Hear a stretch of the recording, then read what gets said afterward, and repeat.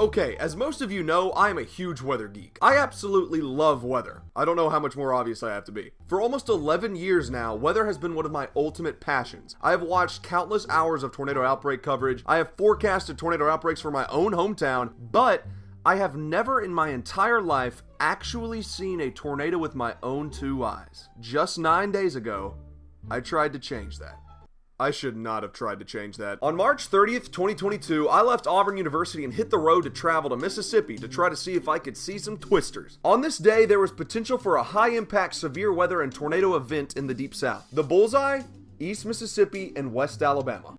And I was going there. On the way, I picked up my friends Connor, Ero, and Ero's roommate, Mims. They weren't weather geeks, they just joined me because why not? So I had a pretty good crew. The first part of our chase wasn't really eventful. We drove to Starkville, Mississippi, where I filmed this video.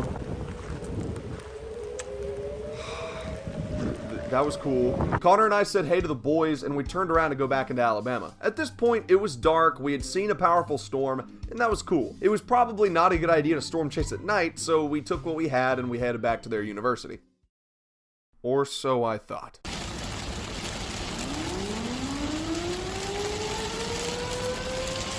Siren's going off, dude. Yeah, I got that, dude. Are we under a tornado warning? Yes, we are. It, looks like it's to our south, though. Well, where's it going? Let me see.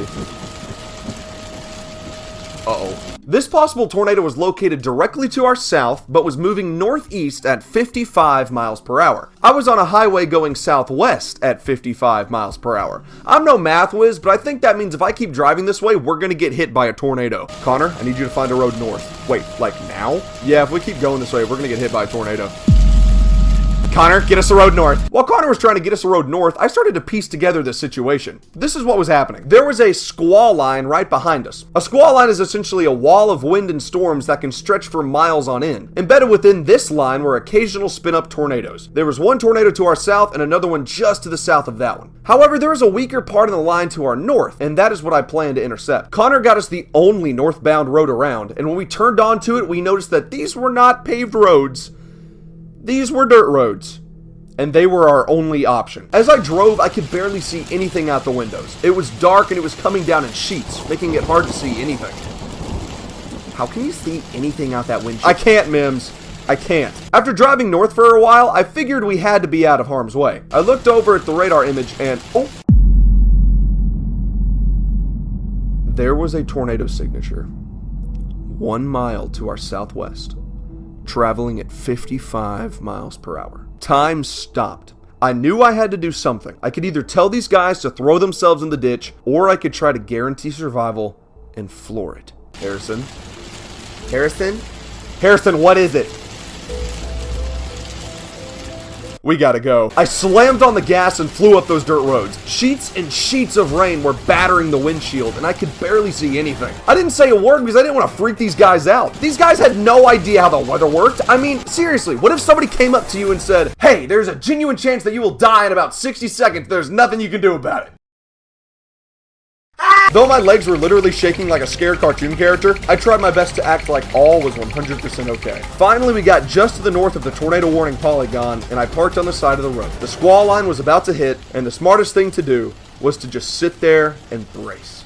The entire truck fell quiet as the winds hammered the back of the truck. I looked over at the radar, and it showed the circulation about a half mile to our south, but still way too close for comfort. We sat there and waited, but finally, after what felt like an eternity, the wind slowed down and the rain got lighter.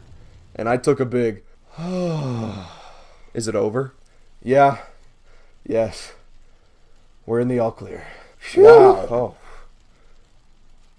There at the end there was totally a tornado 1 mile away coming straight for us, and we totally could have died. What? We parked at a church after that and calmed down for a while. I had been completely emotionally overloaded, and I needed to take a breather. After resting, we got back on the road and passed through what we would have intercepted if we hadn't gone north in the first place. Here's some pictures of the damage. Thankfully, there were no injuries relating to this storm in Gordo, Alabama. I crashed at Connor's place that night and went back to school the next day. It was an incredibly exhilarating experience, but oh my gosh, I will never chase a squall line at night again. Please, if you do not have any training, please do not go storm chasing. It is extremely dangerous. Let this story be a lesson to you. If you don't want to get hit by a tornado, maybe don't drive right towards it. Anyways, yeah, that was terrifying. I'm gonna go now. I want to stop animating. Bye.